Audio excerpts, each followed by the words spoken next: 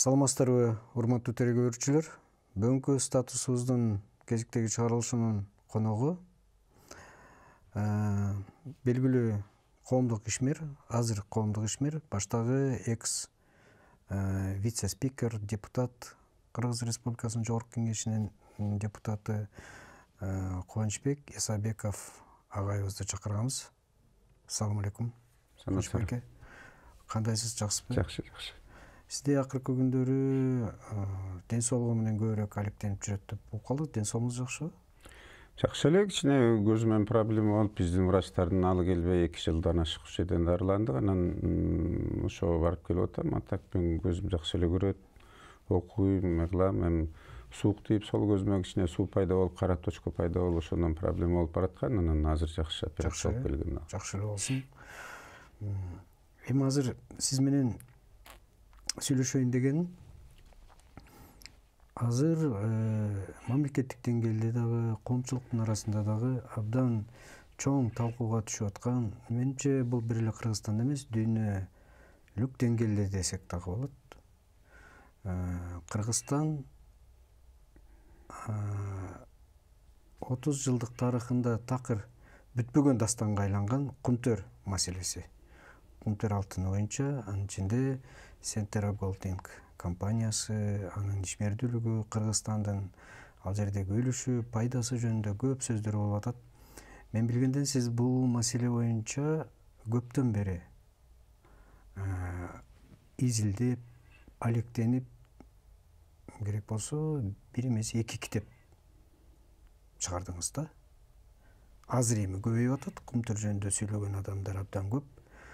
Эксперттер көбөйдү ар тараптан. Бирок бир убактарда бул жөнүндө эч ким сүйлөгөнгө да аракет кылчу эмес, көңүл бурбаганга аракет кылчу. Бирок ошол убакта сиз бул жөнүндө жалгыз сүйлөгөн адамдардын бири болчусуз да. Сиздин көз карашыңызда азыр эмне болуп атат? Кандай абалда? Туура айтып атасыз. Мен жеке эле айтпайм, көп иш жүзүндө жасачу элем да убагында. Ошол эле 45 жолу соттоштум эле ушу канадалыктар менен. Андан кийин Кыргыз өкмөтү менен 3 маселе менен соттошком. Экөөнү уттук элек, бирөөнөн утулуп калганбыз. Азыр дагы мен Кыргыз өкмөтү менен соттошуп атам. Мына 3-июнда административдик сот Бишкек шаарында өкмөттү мен берген арыз боюнча чакырып, биринчи отурумунда азыр карайт. 16.330 гектар жерди мыйзамсыз берип койгондугу жөнүндө. Анан өкмөт менен соттош деле оңой эмес. Анан Ысык көлдүн губернатору деле ошо соттошуп жүргөндө Кубаныч менен жашагым келет деген. Азыр сиз айткандай кыйкырып сүйлөгөндөр бар, түшүнгөндөрү бар, түшүнбөгөндөрү бар. Билсе билбесе дагы ушу, мисалы ушу Жогорку Кеңештин депутаттары элге көрүнүп калайын деген аракет менен эле баары эле сыйгып эле сүйлөп атат. Мамлекеттик деген комиссия деле бир эле барды дагы, ошол жерден жөн эле бардык маселени академик Тембеттер билгенден бери болуп эле интервью берип оңду солдучу. Ошол эле мамлекеттик комиссиянын мүчөлөрүндө дагы ынтымак жок болуп атат.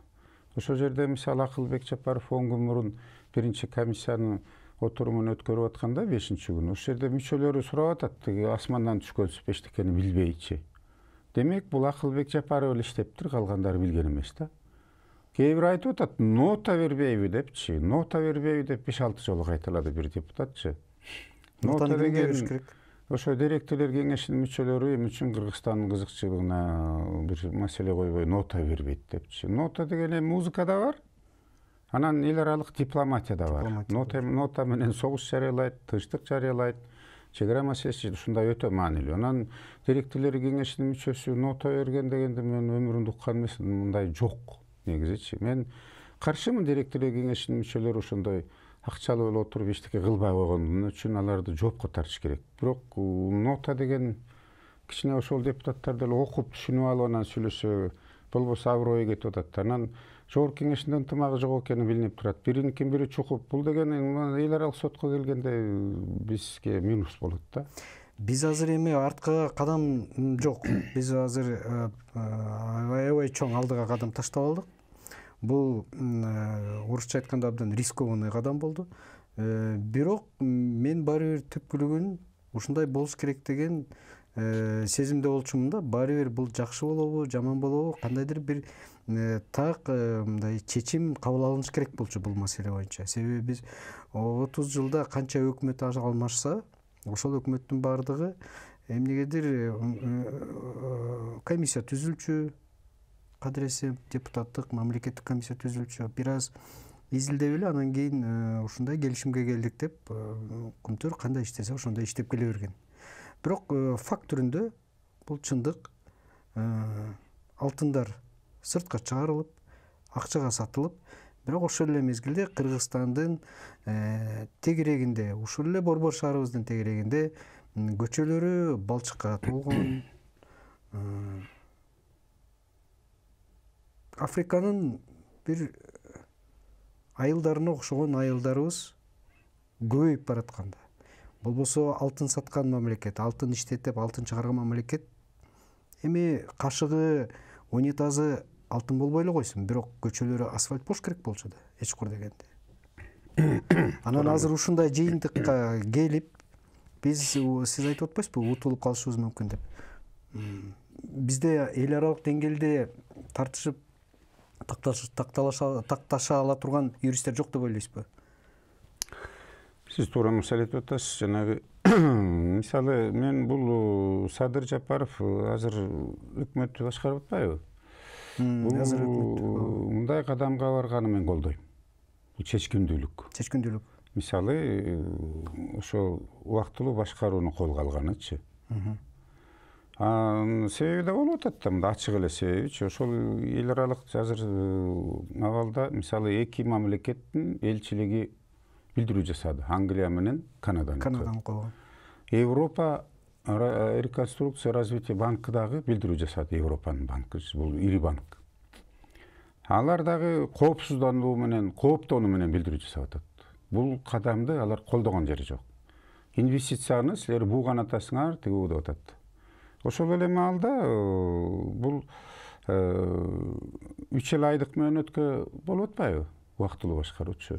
Сырттан башкаруу. Анан кээ бир саясатчылар, мына Ишенбай Кадырбеков дагы бул Күнтөр менен эле биз деген Дубай болсок болот эле деп атат да. Мен жер байлыгы мамлекетке таандык болгондон кийин элге таандык, сизге да таандык, мага да таандык, баарыбызгачы. Кыргыз элинин рызкысы. Бул Кыргыз элинин рызкысы. Биздин ата бабабыз ушул жерди аалап, ээлеп, ушу көздүн карайындай сактап келген да. Канча согуш уруштарда жанын берген. Бизди Кудай кечирбейт, эгер ошолордун арбагы да кечирбейт. Жаш муундар да эч кимиси кечирбейт, эгер биз экологибизди талкалап коюп, элде отуруп анан инвалид мамлекет болуп калсакчы. Буну бөркүбүздөй көрүшүбүз керек. Бул бир эле Кыргызстан үчүн эмес, Орто Азия үчүн да чоң маанилүү болуп атат. Анын үстүнө тиги бул алтынсыз деле жашап келгенбиз. Туура. Жашай бермекпиз. Элдин ден соолугу, келечеги алтындан жогору турат. Муну эзелде унутпашыбыз керек. Эми сиз айткан маселе боюнча мен бул өкмөттүн бул кадамын колдойм деп атпаймынбы? Колдойм. Бирок азыр ошо Садыр Жапаровду дагы ар кандай интервьюлар менен калп-соону аралаштырып аткандарды угуп башкача чыдай албай кетип атасызбы? Чечим менен кетип жаңылыштык болуп калбасын деген маселе болуп атат да. Себеби ушул эле мамлекеттик комиссия дегенчи, мен юрист катары айтканда, жогорку кеңештин кухнясын билген киши адам катары айтканда, мамлекеттик комиссияны мамлекет башчысы эле түзө алат. Тилекке каршы бул мамлекеттик комиссия түзүлүп атканда Садыр Жапаров ал азыркы конституция күчүнө кире элек болчу, азыр мамлекет башчысыныкындай азыркы референдум боло элек болчу да. Ал экономика, чарба иштерине кийлигишкен какысы жок болчу. Парламенттик эле комиссияны түзгөн какысы бар. Бул юридикалык тил менен айтканда. Мен юридикалык тил менен. Бул тетиги эл аралык сотторго барганда кичине минус болуп калат. Бул бирдеңиз, экинчиден булардын баары эске алынабы? Бул эл аралык сотто Кыргызстандын ички мыйзамын карайт да дегендечи. Туура чечиптири, туура эмеспи деп. Анын үстүнө бул жогорку кеңеште 5 жылга шайланганда жакшы эле. Булардын убактысы өткөн болчу. Убактысы өткөн октябрда, анан булар кайра келип эми мейли эми болор иш болду дейлик да. Бирок бул революциялык абалга такап жакшы кадамга барсак жакшы. Революциялык абал ошол революция болуп аткан убакта эле тиешелүү. Ошол убакка. Анан өмүр бою эле революция болду, революция болду деп дагы октябрь айын биз тааный элекпиз мыйзам боюнчачы. Тааныш керек болчу да. Мисалы 10-жылды тааныганда деле ошондо Отунбаеванын бийлиги келгенде Кумтөрдү алып койсо ким эмне дейт эле, эчтеке деп айтпалчу. Андан кийин мына тиги 14-жылы булар Кумтөр 2 деген проектиге кирбегенден кийин алып койсо болот болчу да. Десе генералдык келишимде жазылып турат ак баракка, кара тамга мененчи. Эгер Кумтөр 2ден баш тарткан болсо кыргыз өкмөтү алып коет болчу. Эч кандай адвокат эчтекеси жок эле алып койсо Атамбаев эмнеге барган жок болчу. Бул саясий чечим. Саясий чечим дегени менен бул мамлекеттин кендирине балта чапкан да. Туптуура. Андан сырткары 2009 деле барышып атышат. Билсе билбесе да айтып атат, туура эмес ратификация кылып коюптур депчи. Бизде легендарный парламент кабыл алган закон бар. Мен азыр чекмелеп айтып берейин да, себеби бул мамлекеттик деген комиссиянын акыл эси жетпегендеринен айтып берейин да. Ушул эле мамлекеттик деген комиссияга кесипкөйлөрдөн да кошсо болмок, жабык эшикте эле жыйналыш өткөрө бербейчи. Мисалы Кубат Осмонбетов деген профессор бар, геология илиминин доктору. Мамлекеттик сыйлыктын лауреаты. Мамлекеттик премиянынчы. Ошол киши тапкандардын бири. Кол койгон ошол Советтер Союзу убагындачы. Айылчы Сарыбаев деген жакшы экономистибиз бар. Мына легендарный парламенттин жетекчиси Медетхан Шеримкулович отурат. Ошол убакта чечим кабыл алышкан, ошо алтын боюнча комиссия түзгөн билет бул кишичи. Жок дегенде кеңешип коюшпайбы, чакырып кандай болду, эмне болду. Ошол алтын комиссиясына кирип ошо тиги Турдакын Усубаевич менен чогуу иштеген Кубанычбек Идинов деген доктор, экономикалык илимдин доктору, көзү тирүү депутат болчу мурунчу. Ушундай кишилерди кошсо эмне болот эле? Эмне утулат беле анданчы мындайчы. Андан сырткары биз деген сиз айткандай мындай кадамга баргандан кийин өзүңдү эрсирсең бирөөнү шерсез дейт. Туура. Мен кыргыз деп жүрөгүм согот, бизди утканга аракет кылышыбыз керек баарыбыз теңчи. Мен да сиз дагы баарыбыз теңчи. Бирок бул минустарды эске албасак, биз утулуп калабыз. Утулуп калсак эмне болот? Жеке эле акциядан эмес, мына бизде өкмөттүн тарыхы боюнча Кыргызстан бир эл аралык жактан уткан факты жок. Мен эки эле ушу Кумтөр менен байланыштуу эки маселени айтып берейин. Бирөө мына убактылуу өкмөт келгенде апрель 10-жылы жанагы банкты талаптанышпады беле. Ячейкадагы алтындар да жоголгон. Ошол эле качып кеткен Курманалиевдин аялынын ячейкаларынан слиткалар чыккан алтын. Эмне мамлекеттик комиссия бир сөз айтпайт? Кайда кетти ошол алтындар? Миллиондогон долларлар менен чыккандарчы. Ошол банктын ээси Надель деген Эргул качып кетпеди беле. Ошол Европанын банкына эме сотуна берип туруп, Кыргыз өкмөтүнүн 17 миллион евро утуп албады. Кыргыз өкмөтү төлөбөй койгондо эмне кылды? Ал деген ошол Центерадагы Кыргыз өкмөтүнүн акциясын арест койдуруп албады. Алыс барып кереги жок. Мына Түрк жаранында эле Аккемен мейманканасы менен соттошкондо биздин убактылуу өкмөт адвокат да жиберип койгон эмес, юрист да жиберип койгон эмес. Ал дагы утуп алды дагы. Анан Кыргызстандын өкмөтүнүн Центерадагы акциясын арест коюп салбады. 33%дан ушундай түшүп отуруп биз 26,5 менен отуруп атпайбызбы азырчы. Анан бул эл аралык келишим эмес, аны кыргыз алтын эле кол койгон 2009-жыл деген бул жалган сөз менен Садыр Жапаровду ошол өкмөт башчысын азыр жаман анга түртпөш керек. Ал жерде премьер-министр болуп турган өкмөт башчысы Игорь Чудинов кол койгон ал келишимгечи. Жеке эле кыргыз алтын эмес. Даже кыргыз алтын кол койгон күндө дагычы ал мамлекеттик ишкана кыргыз алтын. 100% акциясы 2009-жылкы. Баары эле ошончуп атпайбы? Мисалы депутат комиссиянын мүчөсү Момбеков да айтып атат, бул деген не положено было ошол ратификат кылып, тигилер ит болуптур деп элечи. Жок, кандай эмес да. Ал жерде мисалы ошол закон, легендарный парламент кабыл алган закон бар, эл аралык келишимдер жөнүндө. Андан кийин ошол Ишенбай Кадырбеков ошо депутат болуп турганда ЗС калган толуктуу өзгөртүү киргизген 2004-жылы. Андан кийин 2014, 2017-жылкы жаңы редакциялар кирген бул закондо. Ошонун мисалы 11-беренесинин 10-пунктунда жазып турат. Кыргыз тараптан уполномоченный өкүлү уполномоченный ал кыргыз алтын мисалы болуп атат. Бирок жеке эле кыргыз тараптын уполномоченный эмес, өкмөт башчысы кол коет атпайбы? Эгер ошол жер байлыгы өздөштүрүү боюнча келишимдер түзүлсө, сөз ратификациядан өтүш керек деп турат. Ошонун негизинде 2009-жылы ратификация болгондо. Анан кеп анда эмес азырчы. Мына Аскар Акаев да шыбап атат болушунча, ушул Акылбек Жапаров да шыбайт, 9-жылкыны шыбайт. Кумтөрдүн убалына калган, мамлекеттин убалына калган Акаев убалына калган. Акаев жана Танаев. Улуу жазуучубуз Чыңгыз Айтматов баласы экөө барып, Санжар Айтматов экөө жана бир штейинди алып келип. Кеп ушунда болуп атат да, Кончбек эке. Биринчи өкмөттүк комиссия, Акылбек Жапаров башында турган мамлекеттик комиссия биринчи депутаттардын алдында чыгып сүйлөгөндөн эртеси биринчи президентибиз Акаев реакция жасап 2003-жылкыдан 2009-жылкы келишимге буруп койду. Ошон үчүн азыр 2009-жылкы келишим баса калып аткандар ошол. Бирок мен сиздин китебиңизден көп нерсени билдим да, бул Кумтөр маселеси боюнча. Ал жерде сиздин жөн эле догадкаларыңыз же болбосо ой жүгүртүүңүз эмес, фактылар менен, документтер менен тастыкталган маалыматтар жүрөт. Азыр өзүңүз айтып аткандай, эмнеден башталганын билишибиз керек да. Биринчи келишим 92-жылкы. Андан кийинки 97-жылы, 2007-жылы бүтчү окатты кайрадан кыргыз өкмөтүнүн сунушу менен кайрадан жаңыртып, кайрадан анан жанакы Сентераголд деп түзүп, акционер болуп.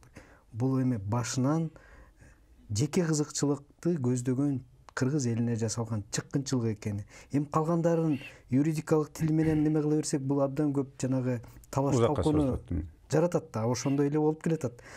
Бирок факт бул атайын чыккынчылык иретинде жасалган проект болуп атканы бул факт да, ошонун башталышын айтышыбыз керек да. Бул тиги кыргыз элинин кызыкчылыгын эч качан колдогон эмес. Кийинки өкмөттөр, кийинки комиссиялар, кийинки премьер-министрлер, кийинки келишимдин бардыгы бул келишүүнүн кандайдыр бир адамдардын жеке кызыкчылыгын толтуруунун гана жыйынтыктары деп айтышыбыз керек. Болду, ошол эле. Туура. Мына эми азыр убактылуу башкаруу киргизилди. Биринчи айтыш керек, тиги жетекчилер канадалыктардын качып кеткени боюнчачы. Алар кеткенден убактылуу башкаруу киргиздик депчи. Кетип калды, таштап салып депчи. Чындык туура маалыматты таркатуу дегенди айтып атасыздар. Туура. Кетип калышты буларчы. Алыстан кандай башкарат? Ошол эле жана мөңгүлөрдүн жылышын программасын булар дагы блокировка кылган турбайбы? Блокировка кылып. Ал эмне келип басып калса мейлиби? Анан бунун да обоснование кылса болот. Мен сизге азыр бир топ сунуштарды айтайын да, ушул атка минерлерге. Бул өзгөчө мамлекеттик деген комиссияга айткым келип атат. Мисалы, бул убактылуу 3 айга киргизгени бул чоң ката болуп эсептелет. Муну деген кандайча, эгер соттун чечими азыр почти 6 миллиард долларга доо коюлду, чынбы? 4,5 экология боюнча жанан пайыздарын эсептеп атпайбы? Санкцияны, пеняларын эсептегенде почти 6 миллиард долларгачы. Болгон алтын 11 миллиардка сатылса, ошо 92-жылы алган жерди анан 2001-ге чейин канча болот? 29 жыл иштеп атып. 11,5 миллиардка алтын сатылды. Биз кантип 3 айдын ичинде эмне 6 миллиардты таба алабызбы Кумтөрдөн? Таба албайбыз да. Бир жылда ашып кетсе 18 тонна алтын алынып атат. Бир эле жолу тарыхында 19 тоннага чыккан. Калганы орто эсеп менен 17,5-17 тонна жылына алынат. Ошону сиз сатсаңыз, биз 6 миллиардка сата албайбыз да. Жок тандай алтынчы. Демек, бул эмне дегенди билдирет? Бул сүйлөшүүгө баралы деген сиз биринчи суроо айтып атканыңыз. Демек, сүйлөшүүгө барганда анда мурдагыдай ит кейпибизди кийбешибиз керек. Итке минбешибиз керек. Сүйлөшүүнүн тарыхында мамлекет үчүн кичине жылыш болсо дагы жеке өзүнүн кызыкчылыгына көбүрөөк болуп кеткен фактылар бар болгондо. Кыргыз мамлекетин мындай чече алган жок да. Кардиналын орусча айткандачы, түп тамырынан бери кыргыз элинин кызыкчылыгына Кумтөр боюнча. Демек, кайра сүйлөшүүгө барса элдин кооптонусу ошол болуп атат да. Кандай сүйлөшүү? Кандай сүйлөшүүгө барат, ким барат? Бөлтүрк барбайт да, мисалы, ал бөлтүрк болбойт. Ал канадалыктардын иш козгодаларга дагы чыга дагы. Ал киши Анан азыр мындай болуп атат да. Мисалы, жогорку кеңеш 3 айга эмес, анда улутташтырып койсо болмок. Раз баары эле Кутманова баары эле чыгып айтып атат, фактылар бизде железобетонный дегендечи. Анда фактыларды биз өзүбүздүн ырыскыбызды өзүбүз чачып койгон фактылар да бар. Мисалы, ошол жогорку кеңеш, азыр мен пошаговый деген кадам катар сунуш айтайын. 3 айга эмес, муну улутташтырууга алып барыш керек болчу, мындай факт болсочу. Ансыз деле ошол эки элчилик менен Европа банкы айтып атат, бул рейдерство депчи. Улутташтыруу алсак, эгер фактлар болсо, булар ансыз эле сотко берип койбоду. Улутташтырып алсак, анда бизде жазылып турат. Эл аралык экономикалык хартия бар. Бул мамлекеттик деген комиссиянын ал бир сөз айткан жок. Ошону изучать этип көрбөйбү? Эколог айымдар, мырзалар айтабы, социалдык маселе болобу, салык маселе, бажы салма маселе баары бир үй жагына келип такалат. Эл аралык сотко барса, ошол юристтер соттошот да бири менен. Тил жерде экономикалык хартияга Кыргызстан мүчө. Ал жерде жазылып турат. Ар бир мамлекетте, бул мисалга алсак Кумтөр боюнчачы, Кыргыз өкмөтү келген инвесторлору, башка мамлекеттики, жеке жакпы, же мамлекеттики независимый от форм собственности принадлежит деп турат. Кыргыз бийлиги андан сураганга акысы бар. Мыйзамдардын так аткарылышын, экологиясын, отчет алганга акысы бар. Андан сырткары адамдын ден соолугуна, келечегине, коопсуздугуна коркунуч келип атса, улутташтырганга акысы бар деп жазылып турат. Эл аралык хартиядачы. Демек, Кыргызстан взносун төлөп мүчө болуп аткандан кийин ошого такаш керек. Бул бир деңиз. Экинчиден, Кыргызстандын конституциясында дагы жазылып турат. Биз ал тургай улутташтырганга акыбыз бар болуп турат. Бирок Кыргызстандын конституциясында жазылып турат. Упущенный выгодасын төлөп калат депчи өкмөт. Төлөбөш үчүн жанагы железобетонный фактылар менен башка. Анан Кыргыздын соту менен бүткөрүш керек дегендечи. Мына райондук сот бүттүбү? Шаардыкы дагы чечсе, анда ал күчүнө кирет. Көзөмөл катары жогорку сот карайт.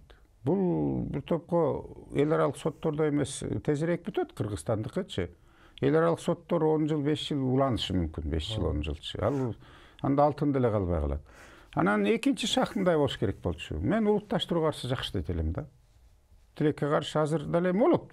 Тилекке каршы биз бир шаг кылдык да токтоп калдык. Тигилер качып сүйлөшүүгө келет экен дегендечи. Бул маңызы баары эле түшүнүп турат элчи. Эми сиз тараптан бул жакшы бир мындай подсказка деп коелук. Экинчи кадам подсказка кылайын. Мисалы, ушул эле парламент азыр бул мамлекеттик комиссия айтып атпайбы, суу төлөмүн өкмөт колдоп атат. Сууга төлөшү керек деп. Бирок ушул эле парламент, ушул эле жогорку өңгүлөрдү берген. 2000 күнү бекер берип койбоду. Эмне үчүн бекер берип тургандан кийин кайра сен төлөп бер дегенде мындай логика кайда болуп атат. Ошон үчүн мен сунуштар элем. Өзгөчө эң жаман келишим бул 2017-жылкы коюлган премьер-министр кол койгон келишим. Ал президент кол койгон жок, премьер-министр. Сапар Исаковдун ошол келишимде өкмөт өзүнүн мойнуна алган. Бардык жагын өкмөт жооп берет депчи. Ошол эле экологический төлөмдөр болобу, Кыргыз өкмөтү, социалдык төлөмдөр болобу, закон бузулабы, хвастаканчы же проблема же кишилер өлөбү бирдеме болсо, Кыргыз өкмөтү ошонун өзүнө жоопкерчилигин алып койгон. Ошонун негизинде азыр соттошкондо кандай болот? Ошон үчүн өкмөт ал чечимин жокко чыгарыш керек болчу.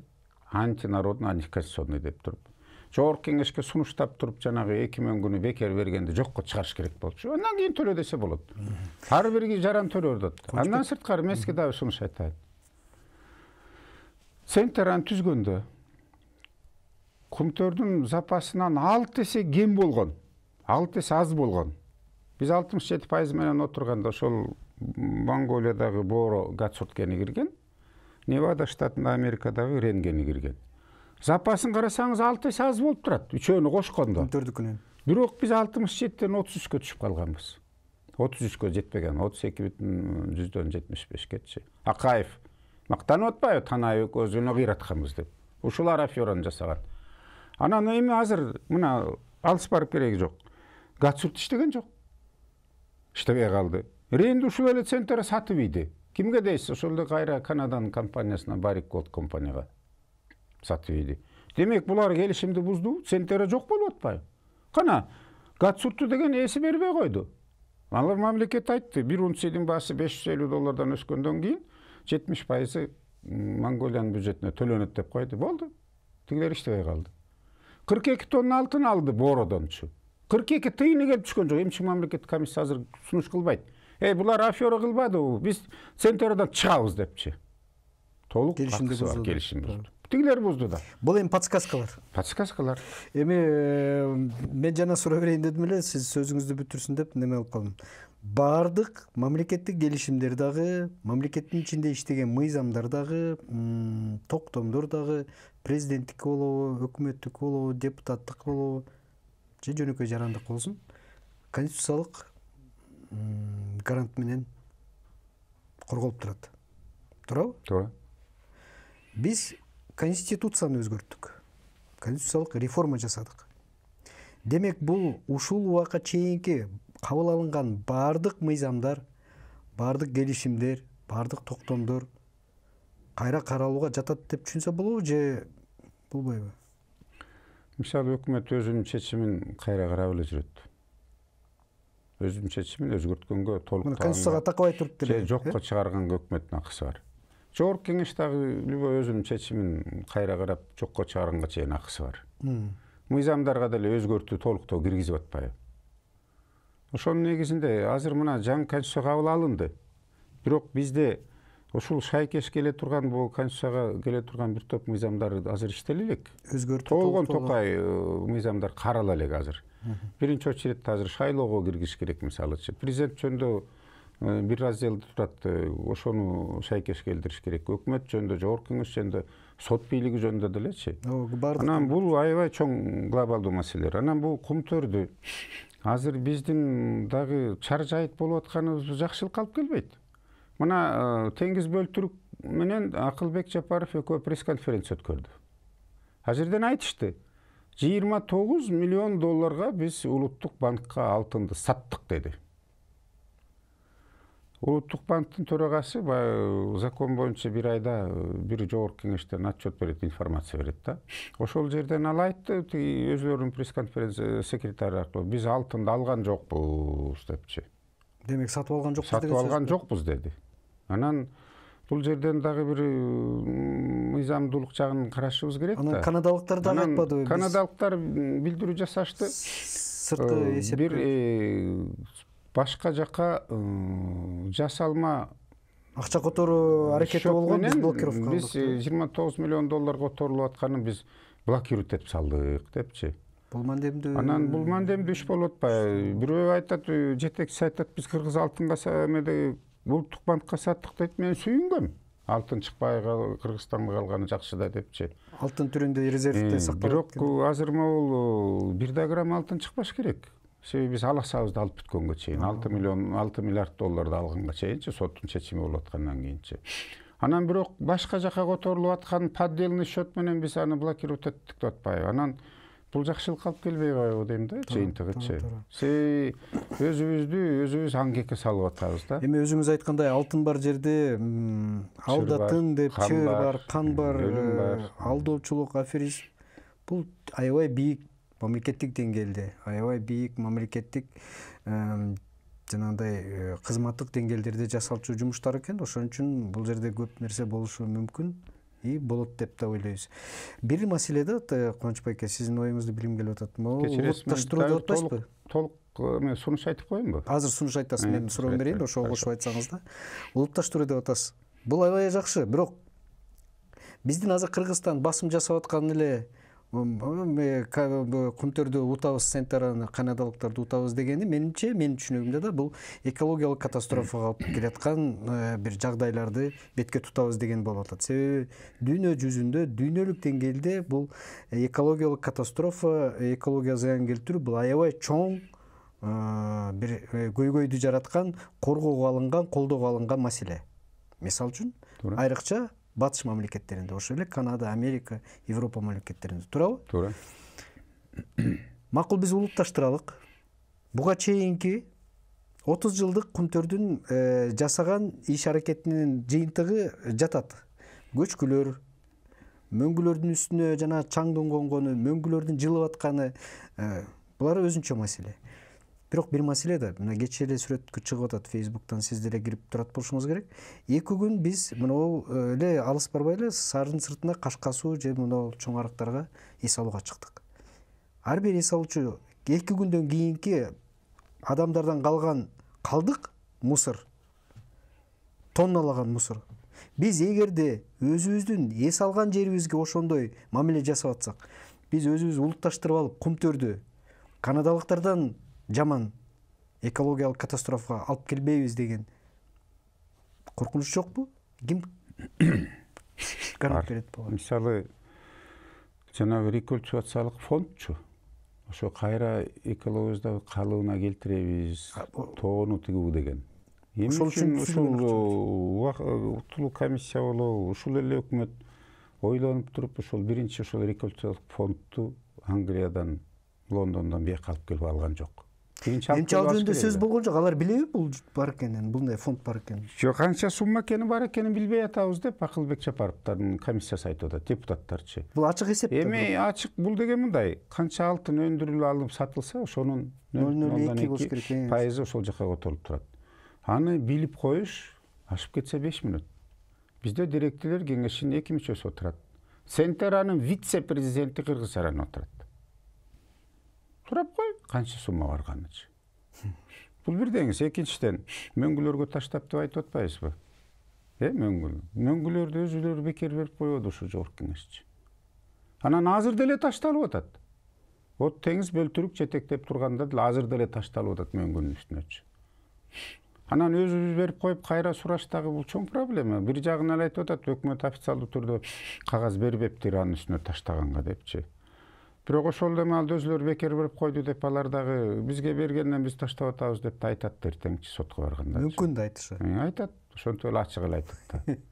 Анан бул бир жагы да. Анан экинчи жагынан жанагы сиз айткан мисалы ошол Канадада элечи 1 литр мотордун майын, машиненин мотордун майын жерге төгүп койсоңуз сизди камаганга чейин барат. Ооба, бул кылмыш кодексине жазылган. Аябай жазылып турат. Анан ушул мамлекеттик комиссия дагы бир эмени эсине алган жок. Мен мисал катары, сунуш катары да айтып атам да. Баягы эсиңиздерде 2008 жылдары премьер-министр Чудинов Центеран чакырса келбей койгон. Президент чакырса келбей койгон.